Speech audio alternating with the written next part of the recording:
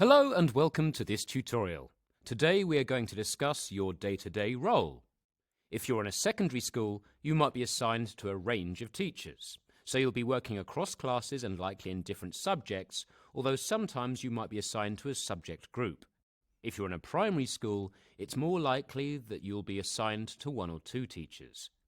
It's really important that you know what you are going to do once you are in the lesson.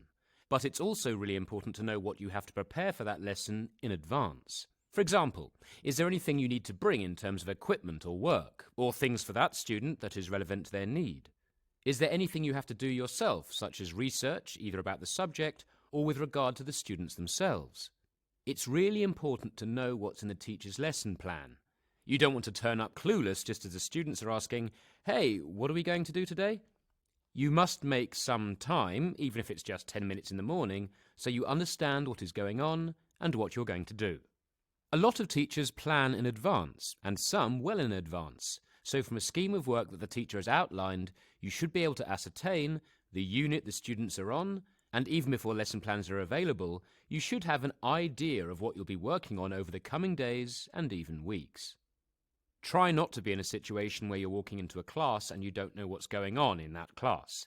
That's not going to help the student because they will view you as unprofessional, and it can make them feel devalued.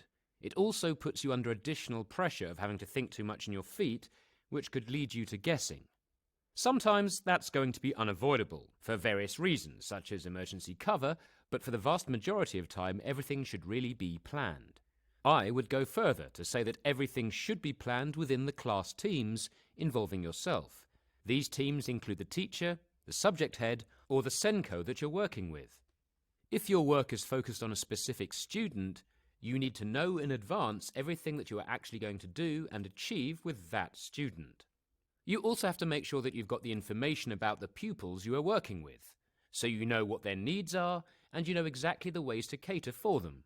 Make sure that you have a detailed discussion with the SENCO or the teachers who have worked with students to understand how to work with them and to break down any potential barriers. It is really important for students who might have triggers, such as anger triggers, etc., that you know what kind of things set them off. Whilst these things should be recorded, they are sometimes missed but well known by the teams that work with them. The deputy and head of pastoral care will also know information about students as well, but they might not be the best first contact.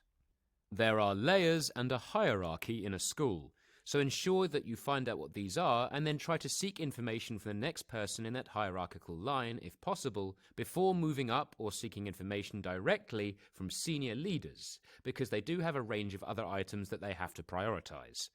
Some schools have a hierarchy where responsibility lies directly with a senior leader, so ensure that you find out who knows what about whom and who you should contact, as it will save time and give you the best chance of getting the information you need. You also want to make sure that you know if you're going to be working with individual students or if you're going to be working in groups, and how much room you have for creativity and initiative. For example, can you alter or add anything to the tasks without losing the focus of the lesson? Usually, as long as you keep within the parameters of what the students are doing and the outcomes being aimed for, you will be okay. The vast majority of teachers that you work with are going to help and support you to get better at what you're doing, and then gradually increase the amount of work that you do or the amount of work that you do on your own. You also want to make sure that you know how the teacher wants to be informed of the progress made. Some might want to have a 10-minute breakdown at the end of the day. Others may want just some quick summary points. It might be expected that you complete a table or fill in a short summary report about students. Make sure you understand which and keep on top of it. For good practice, keeping your own records is highly recommended, but make sure that they are on school systems and never at home. At the start of your career, it is important to build records and to try and understand exactly how we start to use quantitative and qualitative data, or data all to do with numbers and data all to do with words, to put it simply. When you have data, you can start assessing it and start using it to better inform future practice. Having the data helps you reflect, and it helps you reflect in a lot more of a sophisticated way than just going off your gut feeling, which is shaped by many other things. Finally, make sure you know what the teacher will want to discuss with you and what type of feedback is expected. Thank you. I'll see you in the next tutorial.